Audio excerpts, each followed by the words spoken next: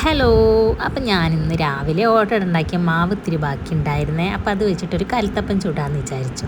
അതിലേക്ക് ഞാനൊരു ഗ്ലാസ് മൈദാ മാവും കൂടി കലക്കി ഒഴിച്ചു കൊടുക്കുന്നുണ്ട്. എന്നിട്ട് അതിലേക്ക് ഞാൻ തേങ്ങയും കൂടി ഇട്ട് കൊടുക്കുന്നുണ്ട്. കുറച്ചധികം തേങ്ങ ചിരകിയിട്ട് ഇട്ട് കൊടുക്കുന്നുണ്ട്. അങ്ങനെ നന്നായിട്ടത് മിക്സ് ചെയ്തിട്ട് അതിലേക്ക് ഞാൻ മധുരത്തിനായിട്ട് ചക്കര ഉരുക്കി ഒഴിച്ച് കൊടുക്കുന്നുണ്ട്. അപ്പോൾ ചക്കര നന്നായിട്ട് ഞാൻ ചെറിയ കഷ്ണങ്ങളാക്കിയിട്ട് അരിപ്പ വെച്ചിട്ട് അതിലേക്ക് ഒഴിച്ചു കൊടുക്കുക ചെയ്യുന്നത്. അങ്ങനെ നന്നായിട്ട് മിക്സ് ചെയ്ത് മാവ് റെഡിയാക്കിയിട്ടുണ്ട്. അങ്ങനെ അതിലേക്ക് ഞാൻ ചെറിയ ഉള്ളി കുറച്ച് താളിച്ചിട്ട് ഒഴിച്ചു കൊടുക്കുന്നുണ്ട്. അപ്പം ചെറിയ ഉള്ളി നല്ലൊരു ടേസ്റ്റ് ആയിരിക്കും കേട്ടോ.